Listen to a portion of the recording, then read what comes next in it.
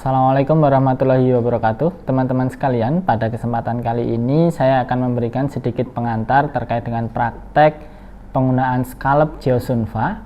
Untuk praktek penggunaan scallop geosunva kali ini saya menggunakan Phantom sebagai manikinnya. Tentu saja ada beberapa kekurangan ketika kita memakai Phantom ini. Yang pertama adalah ukurannya tidak merepresentasikan ukuran kepala manusia. Jadi Bapak Ibu dan teman-teman sekalian perlu juga memperhatikan narasi yang akan saya berikan dan juga membaca dari PowerPoint-nya. Yang di sini saya akan memvisualisasikan melalui gambar dan video agar lebih jelas. Bapak Ibu sekalian, poin pertama yang perlu kita perhatikan dan ini sangat krusial adalah terkait dengan garis panduan. Garis panduan di dalam geosunva scallop ini ada dua. Yang pertama adalah anterior posterior midline dan yang kedua adalah eyebrow occipital line. Baik, saya jelaskan dari yang pertama. Sebelum kita masuk ke garis panduan, tentunya di sini saya sudah menggambarkan dengan tinta hitam. Ini adalah garis batas rambut dari ujung depan. Saya sudah gambarkan sampai ke ujung belakang dengan tinta hitam ini. Kemudian yang kedua adalah garis panduannya. Saya akan gunakan dengan tinta warna biru. Yang pertama adalah anterior posterior midline.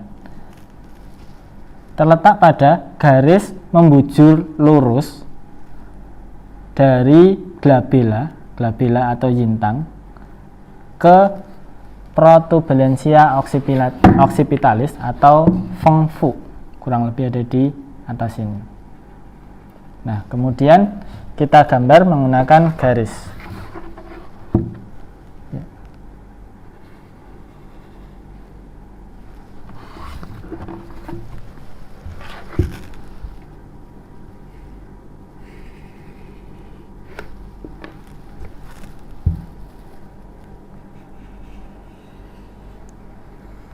Sampai ke feng fu.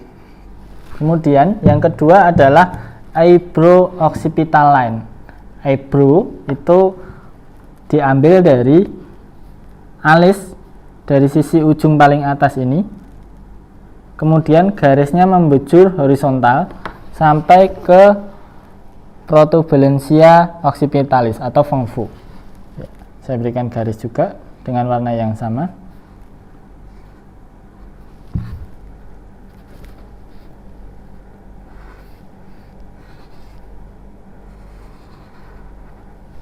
Ya, ini adalah garis pertama.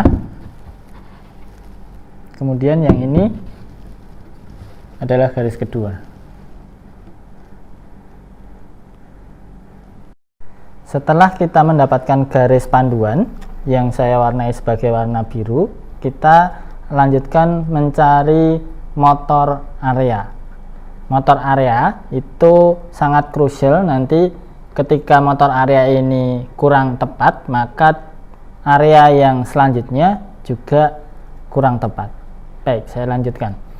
Untuk motor area ini, lokasinya adalah kalau dari glabella atau titik yintang ini adalah 7,5 cun ke atas. Setelah itu, ditarik garis. Saya menggunakan warna merah ini ya. Ini adalah areanya motor area. Nah, setelah dari sini ditarik garis sampai ke garis panduan yang kedua ini. Di sini ada batas rambutnya. Jadi pertemuan antara batas rambut dengan garis panduan kedua. Ditarik garis. Ya, ini ketemu motor area. Ya, setelah kita dapatkan motor area ini, motor area ini dibagi menjadi 5 bagian. 1, 2, 3, 4, 5. Nah, satu bagian paling atas ini untuk keluhan ekstremitas bawah, kemudian 2/5 untuk ekstremitas atas, kemudian 2/5 yang terakhir ini untuk keluhan wajah dan juga apasia. Untuk area yang kedua adalah sensor area. Lokasinya adalah kalau dari motor area ini 1,5 cm ke arah posterior atau ke belakang. Jadi Saya menggunakan penggaris untuk biar lebih presisi. 1,5, kemudian di bawah juga 1,5. Saya berikan titik, kemudian saya garis. Nah, ini adalah kurang lebih penggambaran sensor area. Sensor area juga dibagi menjadi 5 bagian. Yang 1/5 bagian atas adalah untuk sensor di area ekstremitas bawah. 2/5 tengah ini adalah untuk ekstremitas atas, dan 2/5 berikutnya adalah untuk area wajah.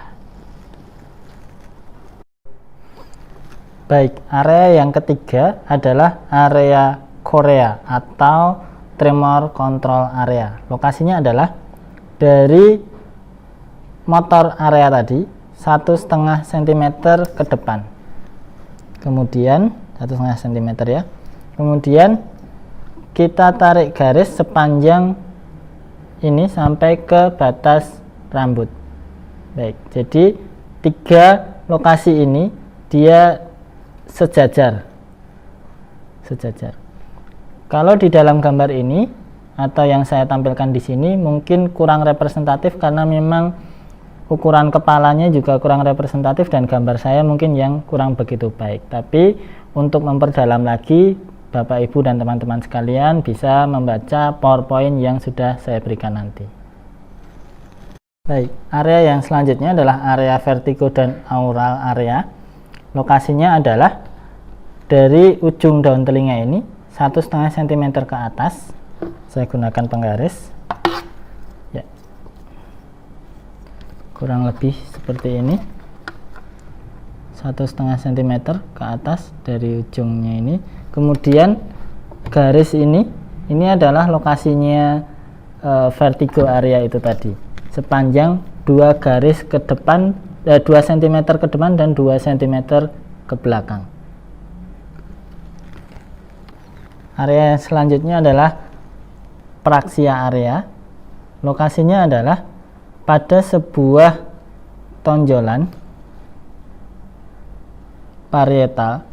Jadi karena memang ini probandus, saya tidak bisa mencontohkan ini di mana tonjolannya, tapi saya ibaratkan kurang lebih kalau sesuai gambar ada di sekitar daerah sini. Nah, ada tonjolan parietal, kemudian lokasi titik praksial ini ada 3 garis sepanjang masing-masing 3 cm. Jadi mulai dari tonjolan ini ditarik ke bawah 3 cm, ke samping 3 cm, dan ke depan 3 cm. Ini membentuk sudut masing-masing 45 derajat. Baik, saya lanjutkan. Area berikutnya adalah ini, speech area kedua. Lokasinya adalah kalau dari tonjolan parietal tadi ke bawah 2 cm, ke samping 2 cm ya. Areanya adalah tegak lurus sepanjang 3 cm, kurang lebih ada di sini.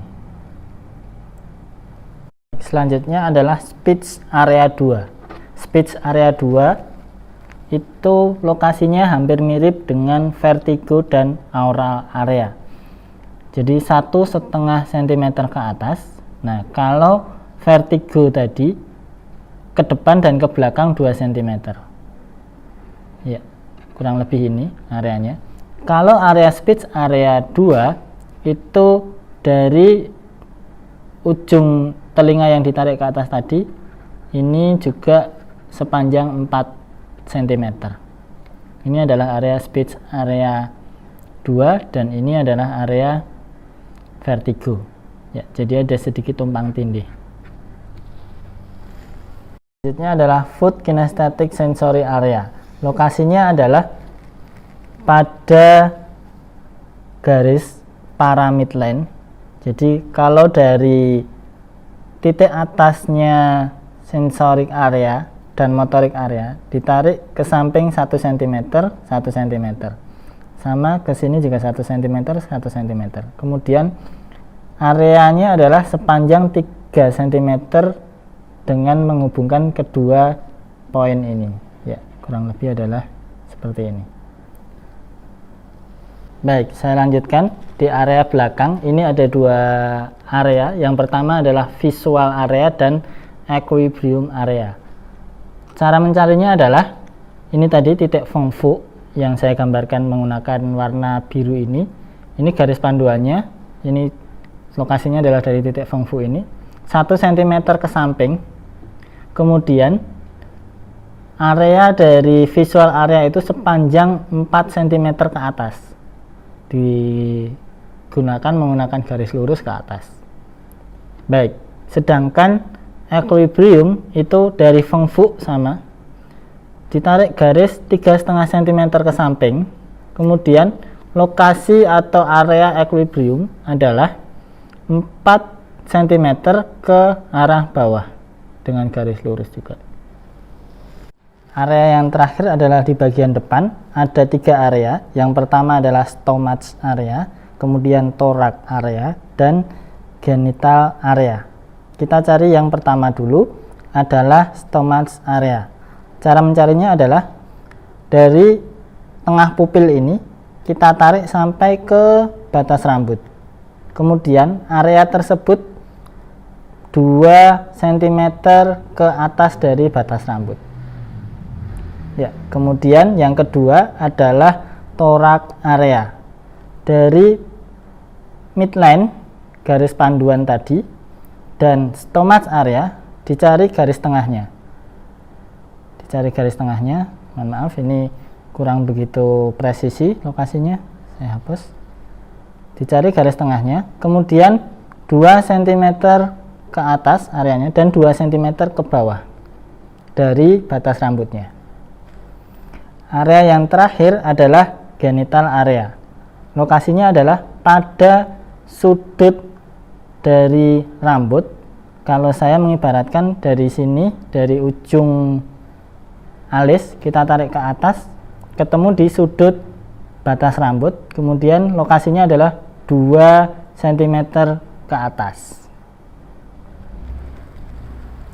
Demikian tadi serangkaian tutorial scallop Geosunva. Memang tidak begitu presisi menggunakan pantum seperti ini. Teman-teman sekalian bisa membaca lagi slide-nya sambil menerapkan kepada probandus pasien langsung. Baik, sampai jumpa pada pertemuan berikutnya. Terima kasih. Assalamualaikum warahmatullahi wabarakatuh.